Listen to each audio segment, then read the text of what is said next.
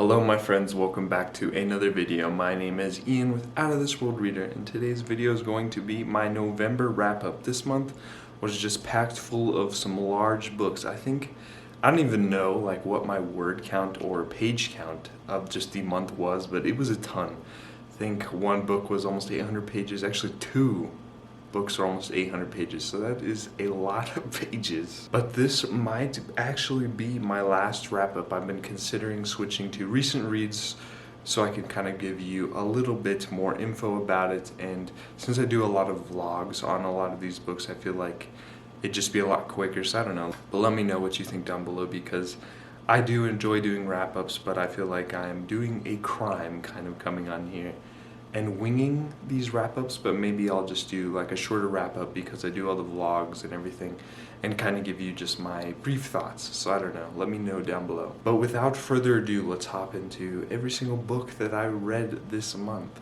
I sadly did have one DNF this month, and it was The Terror by Dan Simmons. Initially, like, I really enjoyed it and everything that was kind of going on with it, like the horror, the atmosphere, everything going on, the monster. I was really enjoying just where it was starting, and then it just kind of went off track and it was going on different tangents a lot, and it really got boring for me, and I found it just like a dread to kind of continue to listen to, so I ended up DNFing it. But in here we follow several different perspectives of both the HMS Terror and the HMS Erebus, who are looking for the fabled kind of Northwest Passage. And one winter they kind of become trapped in the snow, in the ice, and they discover that something is kind of lurking in the shadows, hunting them down one by one, and slowly they're getting picked off and they're trying to escape as well. And it just, through these different perspectives, they're trying to escape, or some of them are kind of developing like a cult for this thing hunting them down.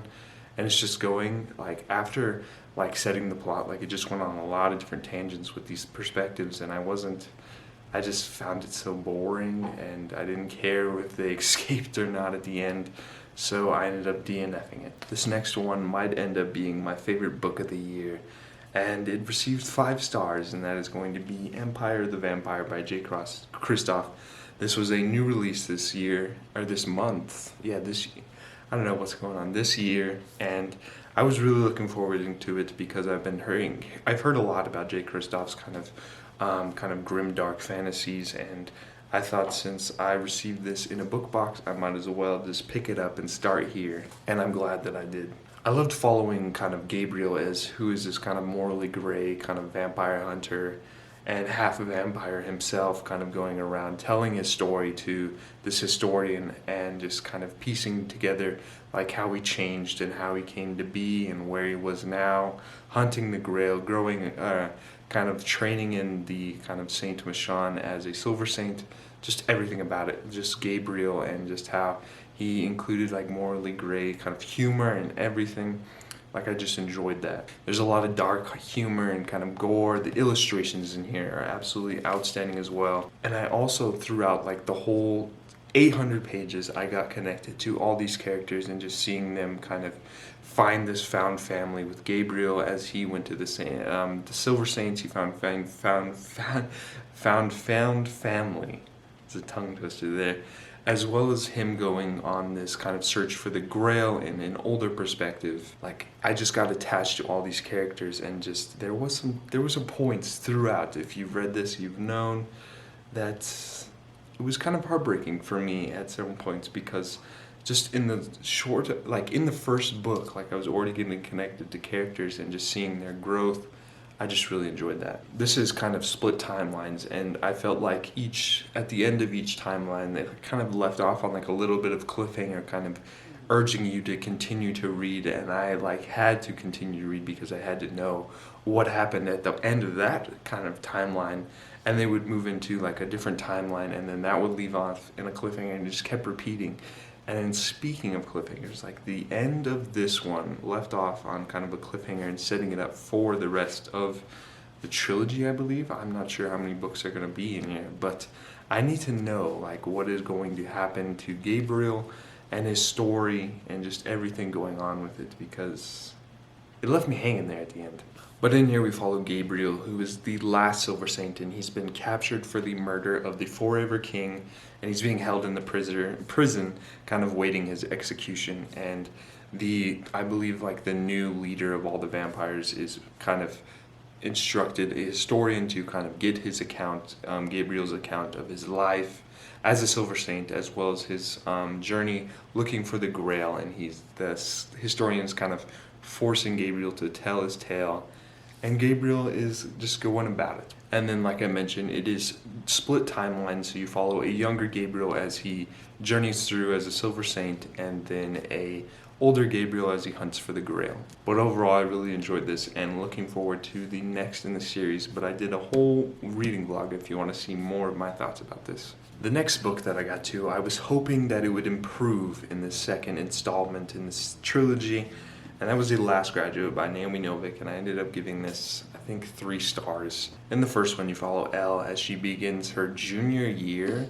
at the School of Mance, which is basically this magical school set in this void, and the school has all kinds of monsters and mouths lurking around, and they are trying to kill you. And through your journey in the School of Mance, you are trying to find alliances, and it's very cutthroat. Like, you are almost like not guaranteed to survive graduation, because at the end you're thrown into this kind of little cafeteria kind of thing, or not cafeteria, but just like a battleground, and all the mouths are kind of lurking there, and they're coming after you. So it's very cutthroat, and you have to make alliances to survive. And in the first one, Elle's trying to get into these enclaves, and then in the first one she kind of questions whether she wants to do that. She makes a couple friends, and then from there it continues on into this one, which is her senior year. But her and her friends that she made in the first one are kind of going about their day-to-day kind of school to kind of prepare for graduation.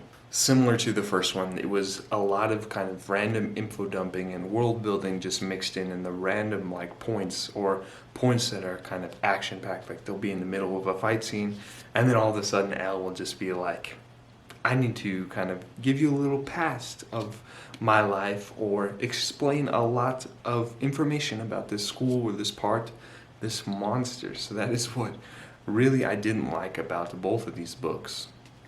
It felt really drawn out. Like, it just felt like they kept repeating just their day-to-day kind of going about preparing for graduation, and that was really let me down about it. The romance also kind of was a bit expanded in this one with her and Orion, because in the first one it didn't really kind of kick off until the end of the book, and then in this one it kind of very slow build, kind of, I guess it could be considered a little bit of enemies to lovers in the first one. But I was really disappointed with the romance. In the first one, I was disappointed with the first one. This one kind of improved it a little bit. I thought it was nice to kind of see Elle's improvement again. She made a little bit of improvement in the first one, and she did improve a little bit more in this one, and I'm excited to see if she improves any more in the third book. But I still love the kind of school setting and everything, and like, that is the main reason that this got 3 stars, is because I like the school setting and kind of the plot. But just like the random info dumping, the kind of just negative Nancy character, I thought it was just, that's what really let me down about this one. This next one I finally picked up. I did a whole reading vlog on it, and it is a fantasy romance that everyone recommends. It's seen everywhere on Bookstagram, TikTok, everywhere. And that is A Court of Thorns and Roses by Sarah J. Maas, and I ended up giving this 4 stars. In here we follow Feyre, who has to kind of go out into the woods to provide for her family and hunt. And one day she comes across a giant wolf, and she decides that she's going to kill that wolf. She's going to shoot an arrow through that wolf. And it turns out that that wolf was actually a fae. And because of this, another fae storms into her house and demands that she has to repay her kind of debt and the murder of his friend by coming back to Pyria, which is the Fae land, and kind of living out her days. And once she gets there, she starts to uncover that some other things are going down in Pyria, with kind of some blight, a lot of politics between the different courts, and she's kind of caught in the middle, because it might end up affecting kind of the mortal world and the humans. So she is kind of just thrown into the gauntlet. I liked following Feyre as a kind of main perspective and just learning more about the world of Pyria. And I hope I'm saying that right, by the way. I never look up before I kind of do these videos, but I really enjoyed kind of following her as she learned more about just like the court politics and just kind of learning more about the different characters and other kind of Fae involved in the world. Her kind of little slow burn romance with Tamlin. It is kind of an enemies to lover, and it is a Beauty and the Beast retelling, which initially drew it to me because that is kind of one of my favorite tropes. But all the other characters as well, I felt like they were well fleshed out, and I learned a lot more about them, like Tamlin, Lucian, but just like learning more about them and how they're impacted by this blight and all the other kind of politics going on. I really enjoyed it, and just following Feyre as she was kind of helping in the kind of everything going on. I really enjoyed how kind of the Beauty and the Beast kind of connected back towards the end, and just the romance throughout. I thought it was good. And it kind of is preparing me for the second book, because I've heard that one is pretty heavy on the smut. So I'm excited to see where it goes with the second book. I will have a reading vlog coming out for this one here pretty soon. And this one was a joy. It made me feel young again, and it ended up getting 4.5 stars. And that was The Night Circus by Erin Morgenstern. I read The Starless Sea, and I absolutely love that. I have a kind of deep connection with that book, and it will always, like, it's deep embedded in my heart. And I was hoping that this one was going to be just as good. And it was, but I did enjoy The Starless Sea more. So in here, this magical circus kind of arrives unannounced. It is simply there, and it only opens at night and closes at dawn. But within, there's all kinds of different kind of acts, acrobats, illusionists, all kinds of stuff. It is just like a magical circus with like endless tents and just endless possibilities within it. Like you're almost not guaranteed to kind of visit all the tents, and it is just like a magical wonderland and a circus. But going on behind the curtain, Celia and Marco are kind of caught in this long-going kind of competition between their kind of teachers, and they are kind of using the circus as their competition ground, and they're trying to improve it in different ways and kind of topping each other. And along the way, they are kind of gaining a little bit of a romance, sparking a little romance between them. Because of this competition, there's some complications to that romance. But overall, I really enjoyed it, and I love how it made me feel young again. Like any book that does that, like it is almost guaranteed to get a high rating because I'm getting old. And books that make me feel young again, I really enjoy. I loved kind of the magical competition and kind of the romance element added to it as well, like a slow burn romance. And just as well, like with The Starless Sea, like this one had some mini short stories that kind of played a role later on in the story. And that's what I like about this is it kind of connects these little stories to the circus, as well as following Celia and Marco, coupled other perspectives, and the circus following it in timeline. And then there's like another timeline following Bailey, who plays a significant role in the circus as well. So just like all these different stories adding up, I really enjoyed. Finishing this made me want to reread The Starless Sea, which is like one of my all-time favorites.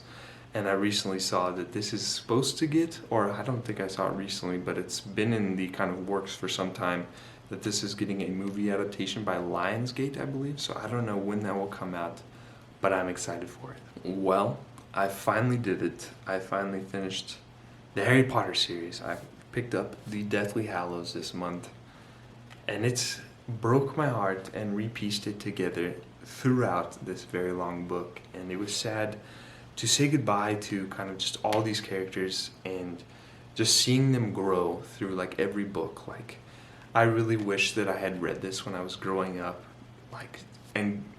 while I was growing up, because then I could have connected and kind of bonded more with these characters. It felt like since I was reading it as an adult, like I still loved it, but I felt like I would have loved it a ton more just waiting each year as I continued to grow with these characters, like Harry, Ron, and Hermione.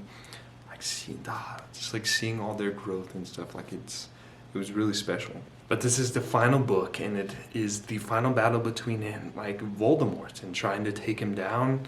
I just thought it was action-packed throughout, like from the start. Like one thing I noticed in a lot of the other books, like it kind of took a couple, like 100 pages or so to kind of set it up. But in this one, it just really kicked off, and from there, like it was just like heartbreak, little heartwarming, heartbreak, and then it was just continuing on. I really just enjoyed like the ending to the series overall. The only thing that I didn't like was kind of the epilogue.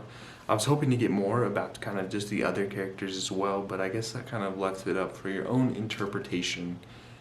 And I don't know how I usually feel about those. Usually I don't like that, and I don't know, it's hard to tell. But I was hoping to learn more about kind of Luna's, where Luna went. Neville kind of touched on him a little bit, but I was hoping for a little bit more just about all of them. But now that I finished all of these books, for some reason I have never read any of them, but now it is time to watch all the movies. I recently picked up the whole collection on sale for Black Friday, so now I can dive into those. I don't think I mentioned, but this ended up giving 5 stars because outstanding. Moving into a couple different nonfiction and historical fictions that I picked up this month. The first one that I read was, or listened to, because they're the best audiobooks I've ever experienced, and that is Troy by Stephen Fry, which is the final book in the Mythos trilogy. I ended up giving this 4 stars, and this is just the whole account of Stephen Fry kind of telling the tales of the Troy.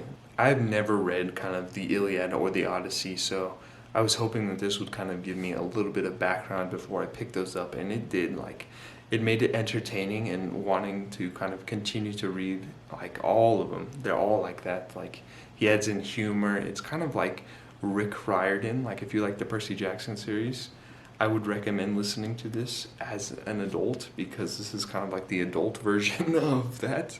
But just learning more about kind of Troy and like comparing it to like the other adaptations, like the Brad Pitt movie and just other things I've seen online or just on movies, is very interesting, and kind of just hearing a different takes is just always a great thing to kind of experience. And I loved his kind of take and just like learning more about just the kind of Greek world and how it kind of affected just everything.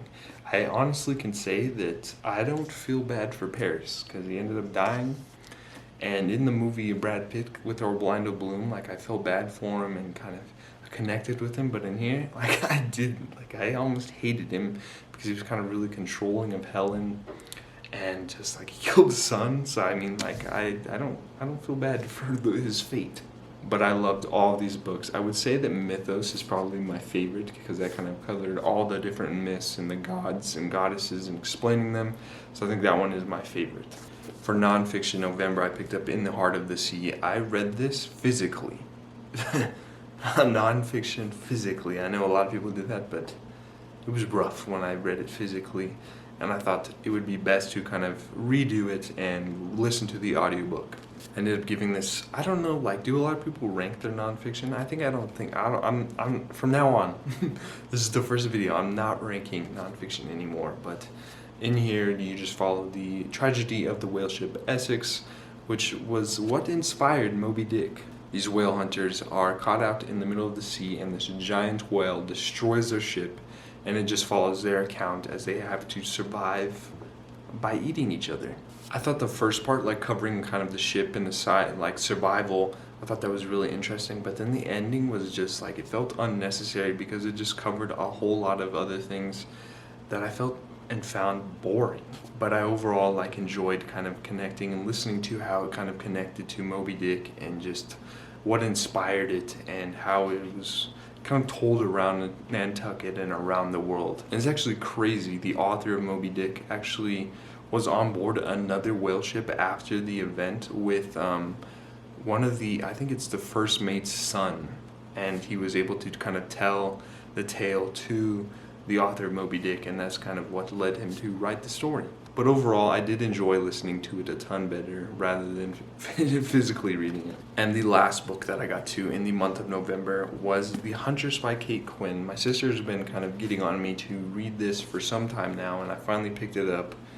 And what's crazy is this actually follows a perspective named Ian. In here you follow 3 different perspectives, kind of like in different timelines, and then they all kind of meet towards the end. The first one is Jordan, who is kind of this inspiring photographer and journalist, and her father kind of brings home a new wife, and she's kind of mysterious and there's something going on with her, and Jordan is kind of trying to uncover just what her past is and who she truly is. Another one is Ian, the kind of retired war correspondent who is now kind of a Nazi war criminal hunter, kind of tracks him down, makes him kind of go to court. But there's one just that is kind of the one that he just has been hunting forever since the death of his younger brother, and that is the Huntress.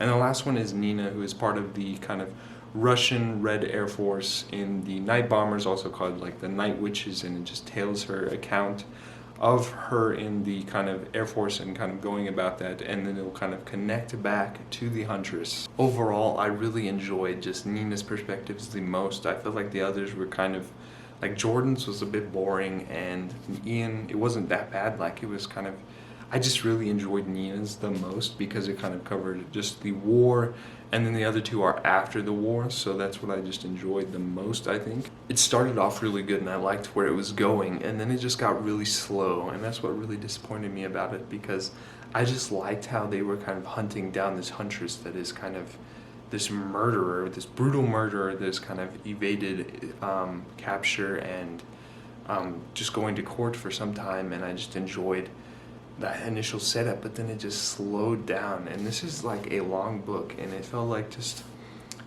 the ending, it didn't make up for just like this slow build. I was hoping for something towards the end, but it didn't. And what's very interesting about this is actually we know more than the perspectives, and that's what I didn't like as well. Like I was hoping for a little bit of more mystery element to it as we kind of helped them or went along with them as they hunted down the Huntress. Like I was hoping for that, but as a reader, like we knew more than them, so I found it kind of like that's what added into kind of the fact that I didn't like enjoy it, is kind of felt boring because we knew more than them. So that is what I didn't like about this.